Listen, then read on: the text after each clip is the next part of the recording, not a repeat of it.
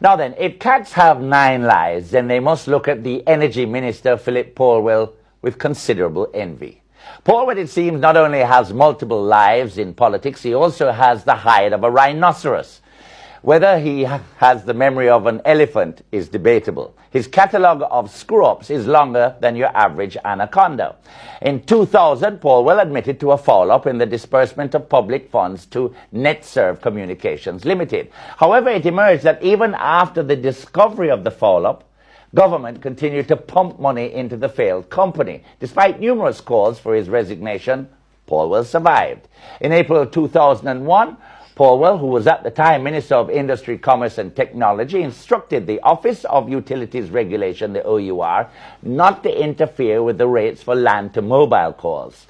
Polwell called the OUR director then, Winston Hay, telling him that a fourth telecommunications provider was interested in investing, but would only do so if the rates stayed the same. Hay refused. Polwell issued a directive which restricted the role of the OUR. A judicial review ruled that Polwell had no power to issue that directive to the OUR. As slippery as an eel, Polwell survived. In June 2006, Caribbean Cement Company recalled 500 tons of faulty product.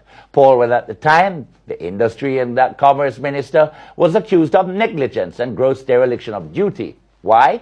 Because despite recommendations from the Jamaican Bureau of Standards, he had failed to exercise his ministerial authority and declare that the production of cement must conform to the Bureau's certification program.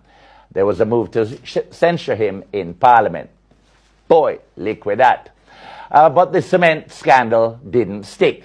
A year later, Polwell's ministry was involved in the Cuban light bulb scandal. His junior minister, Kern Spencer, took the fall, but a lot of people felt that Polwell's prince might not be far from the scene. Then in 2007, more than $28 million from the Universal Access Fund, which fell under Polwell's portfolio, was paid for legal services to a lawyer who was also an advisor to Polwell, a move that the Contractor General said was a conflict of interest. And then just last year, the Contractor General said the intervention of the Minister of Science, Technology and Energy, you guessed it, Philip Polwell, into the tender process for the construction of the 381 megawatt power plant and the acceptance of one of the bidders after the deadline had been set was an improper act. An assessment, it seems, the International Development Bank is in agreement with.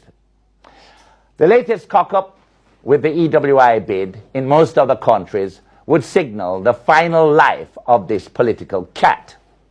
But this is Jamaica, land of wood and water, and very few resignations. If Polwell has a shred of dignity, he'd walk away now. Not forever, mind you, but for now. He could leave with the words, "I will return." To stay, however, would be the heights of arrogance and an insult to the Jamaican people.